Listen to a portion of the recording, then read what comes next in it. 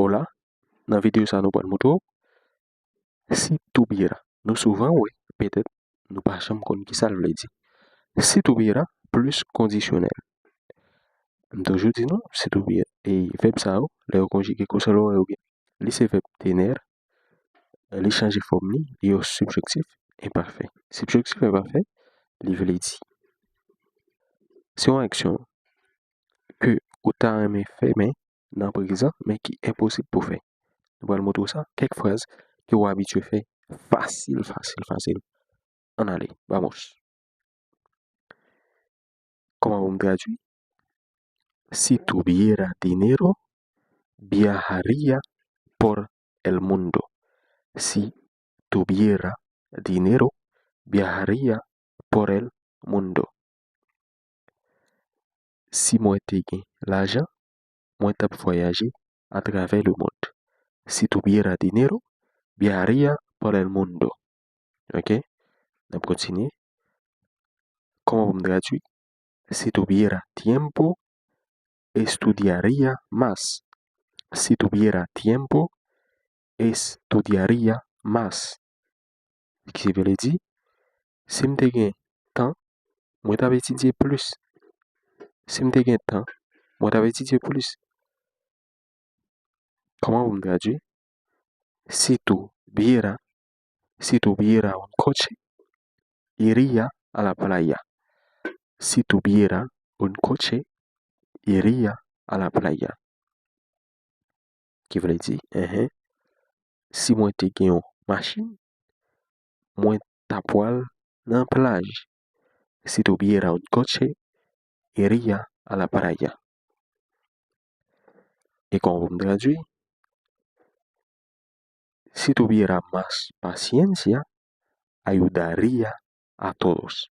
Si tuviera más paciencia, ayudaría a todos. Qui veut dire, si je gain plus patience, moi t'ap aider tout le monde. Si je gain plus patience, moi t'ap aider tout le monde. Comment vous me traduisez? Si tuviera un trabajo mejor, viviría feliz. Si tuviera un trabajo mejor, viviría feliz. Fois ça veut dire,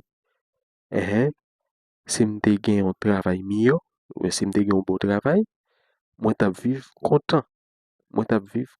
Si je gain un beau travail, ok? Mais malheureusement, pas un beau travail, il n'est pas facile. On continue, aidez-nous prononcer s'il vous plaît. Si tuviera más amigos, no estaría solo. Si tuviera más amigos, no estaría solo. Si tuviera más amigos, no estaría solo. Ça veut dire, si je gain plus d'amis, moi pas tap seul. Si tuviera más amigos, si je gain plus d'amis, no estaría solo. Moi pas tap seul. Comment vous me traduisez? Si tuviera salud, haría deporte todos los días.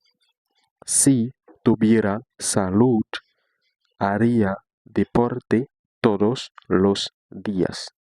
Qui veut dire, si je gain santé, moi tap fait sport chaque jour. Si je gain santé, moi tap fait sport chaque jour. Pour me dire ça, m'a dit, si tuviera salud, haría deporte todos los días. On continue. Comment vous me traduisez? Si tuviera casa propia, invitaría a mi familia. Si tuviera casa propia, invitaría a mi familia. Si je gain kay pam, moi tap invité famille. Si tuviera casa propia, invitaría a mi familia. Comment vous me traduisez? Si tuviera más energía, terminaría todos mis proyectos. Si tuviera más energía, terminaría todos mis proyectos. Qui veut dire, Si m'te gen plus énergie, moi tap fini tout projet mieux. Comment vous me traduit? Si tuviera una oportunidad, estudiaría en el extranjero. Si tuviera una oportunidad, estudiaría en el extranjero. Qui veut dire, si m'te gagné yon opportunité, moi tap étudier à l'étranger. Si tuviera una oportunidad, estudiaría en el extranjero. Comment vous me traduit? Si tuviera paciencia, aprendería otro idioma. Si tuviera paciencia, aprendería otro idioma. Si m'te gen patience, moi tap apprendre yon autre langue. Si m'te gen patience, moi tap apprendre yon autre langue. Et comment vous traduire? Si tuviera un carro nuevo, viajaría más. Si tuviera un carro nuevo, viajaría más. Qui veut dire, si m'te gen yon machine neuf ou bien si m'te gen yon machine nouveau, moi tap voyager plus. Si m'te gen yon machine nouveau, moi tap voyager plus. Comment vous me traduit? Si tuviera un perro, lo pasearía todos los días. Si tuviera un perro, lo pasearía todos los días. Qui veut dire, si m'te gen un chien, moi tap menen le marché chaque jour.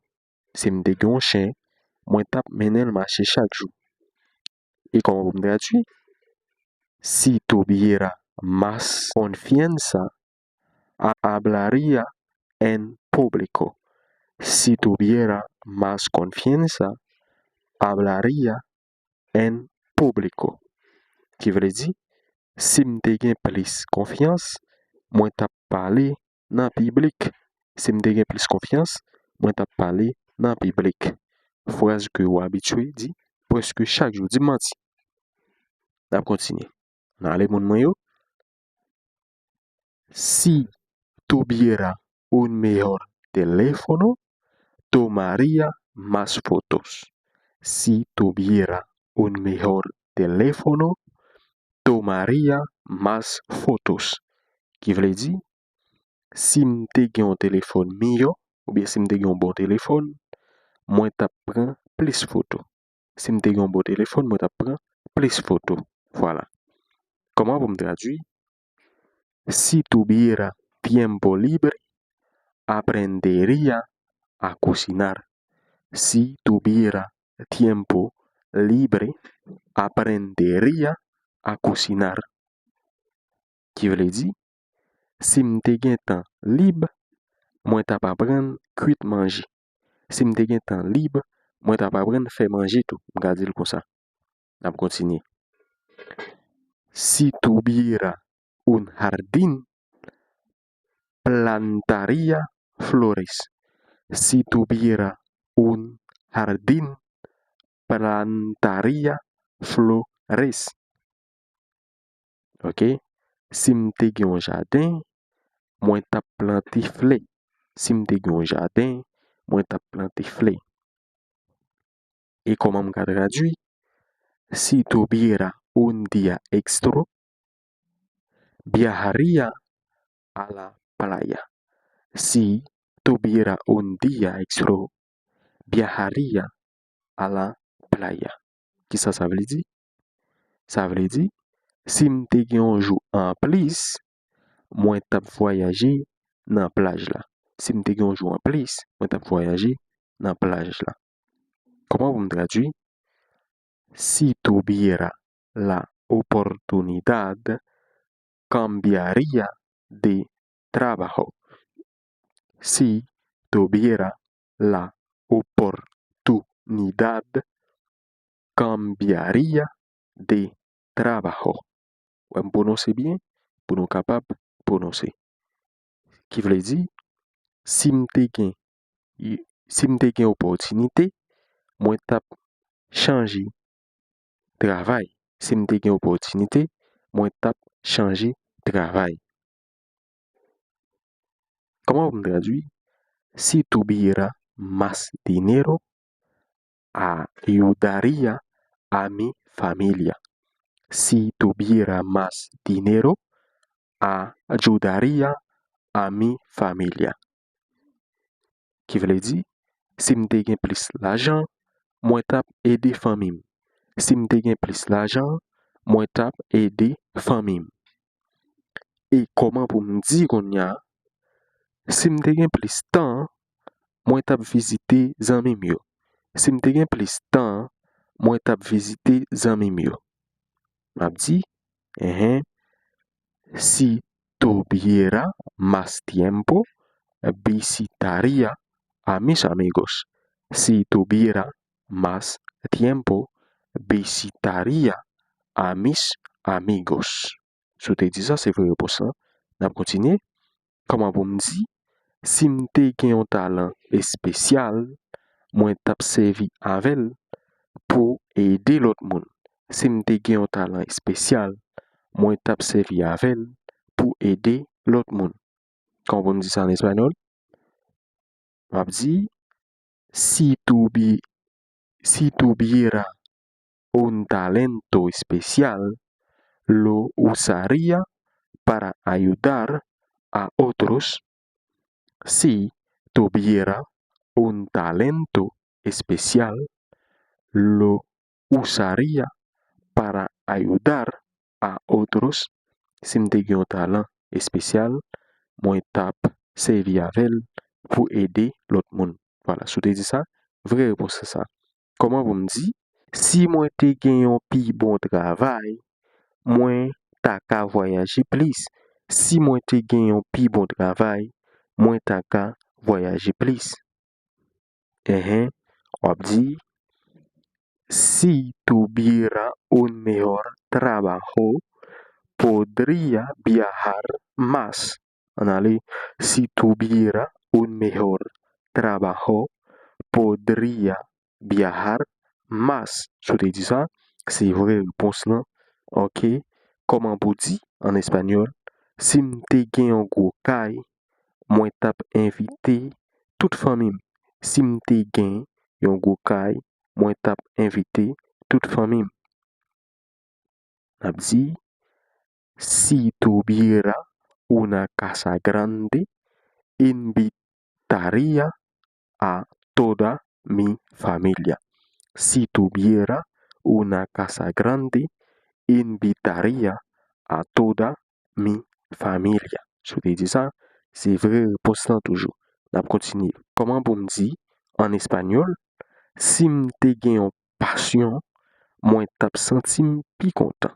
Si m'te gen une passion, moi tap senti pi content. Je te dis, si tuviera un hobby, si m'te gen une passion, hobby, me sentiría más feliz. Si tuviera un hobby, me sentiría más feliz. Très bien. Si m'te gen une passion, moi tap senti pi content. Comment vous dites en espagnol? Comment vous dites en espagnol? Si m'te gen une machine, moi pas tap utiliser transport public. Si m'te gen une machine, moi pas tap utiliser transport public. On vous dit ça? Abdi, si tuviera un auto, no usaría el transporte público. Si tuviera un auto, no usaría el transporte público. Si tu dis ça, c'est vrai réponse là. Toujours très bien. Comment vous dit en espagnol toujours? Si m'te gen un bon professeur, moi tap apprendre espagnol bien. Si m'te gen bon professeur, moi tap apprendre espagnol bien.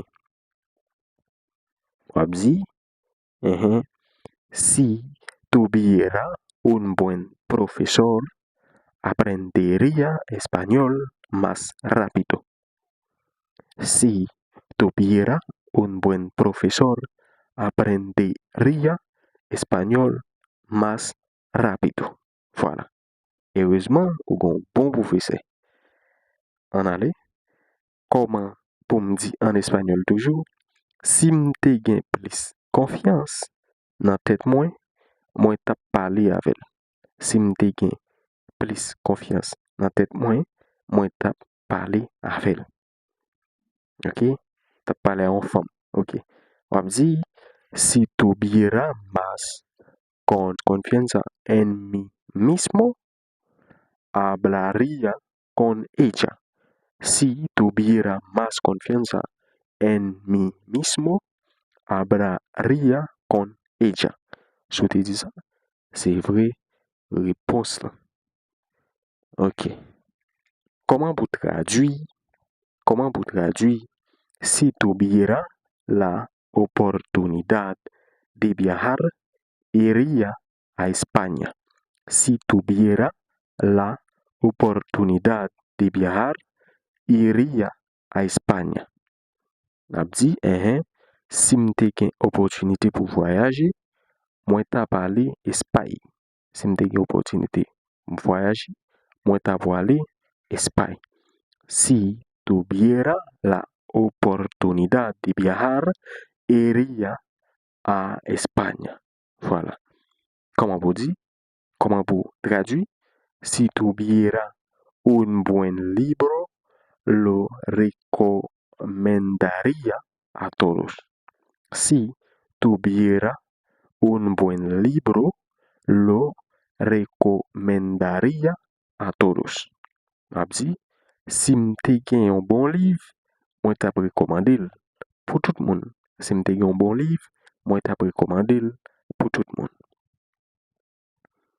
Et comment pour me traduire toujours, si tuviera un computador nuevo, trabajaría sin problemas. Si tuviera un computador nuevo, trabajaría sin problemas. Abdi, si m'te gen un nouveau ordinateur, m'tap travail sans problème. Si m'te gen un nouveau ordinateur, m'tap travail sans problème. Comment pour me traduire? Si tuviera tiempo, estudiaría otro idioma. Si tuviera tiempo, estudiaría otro idioma. Qui veut dire, si m'te gen temps, m'tap étudier yon l'autre langue. Si m'te gen temps, m'tap étudier yon l'autre langue. OK? Comment pour traduire? Si tuviera un lugar para practicar deportes, sería más saludable. Si tuviera un lugar para practicar deportes, sería más saludable. Je te dis, si m'te gen yon place pour pratiquer sport, m'tap pi en santé.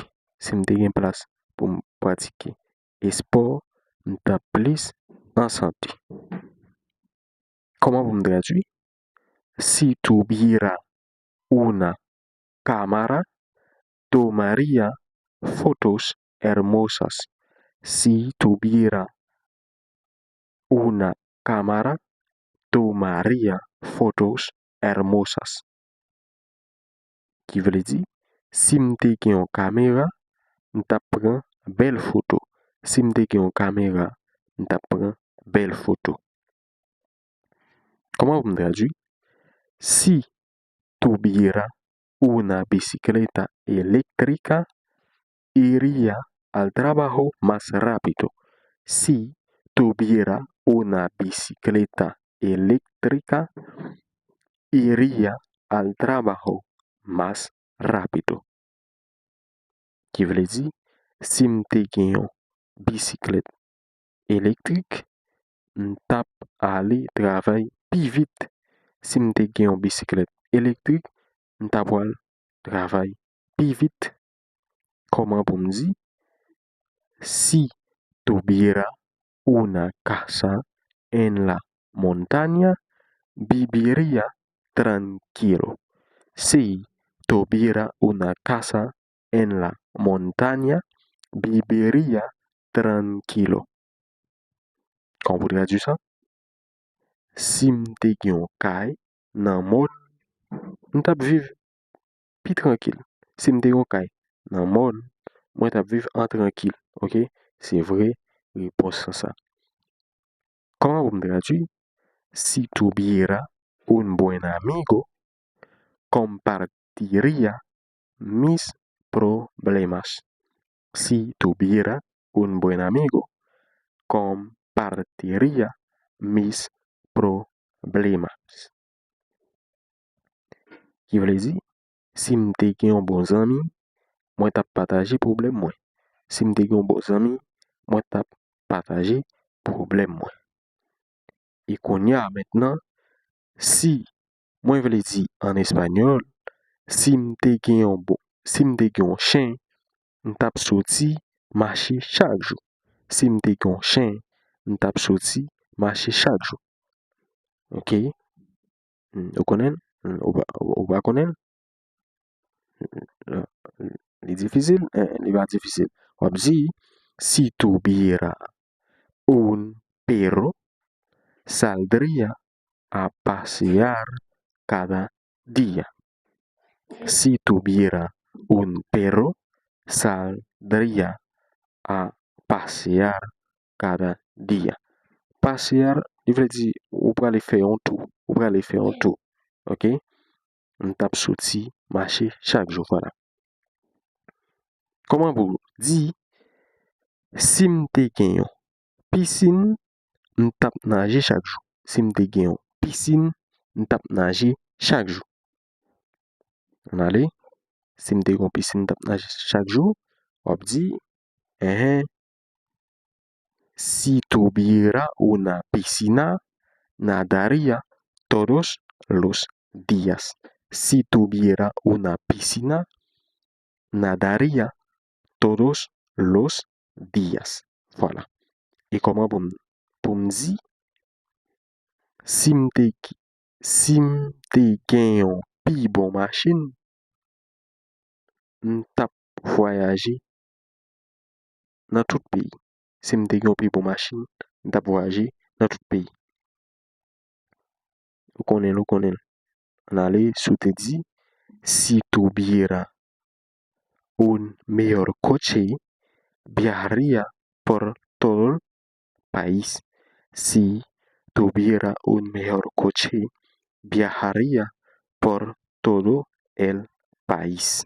Et c'est vrai, réponse ça. Comment pour me dire en espagnol, si m'te gen plus énergie, moi tap fait exercice chaque jour. Si m'te gen plus énergie, moi tap fait exercice chaque jour. On vous dit ça?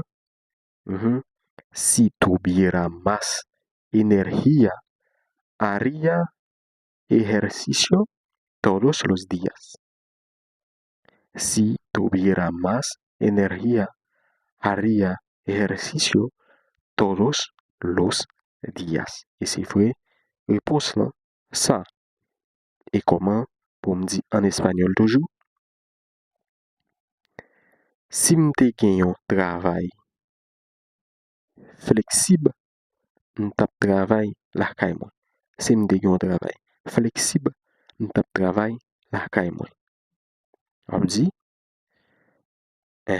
si tuviera un trabajo flexible, trabajaría desde casa.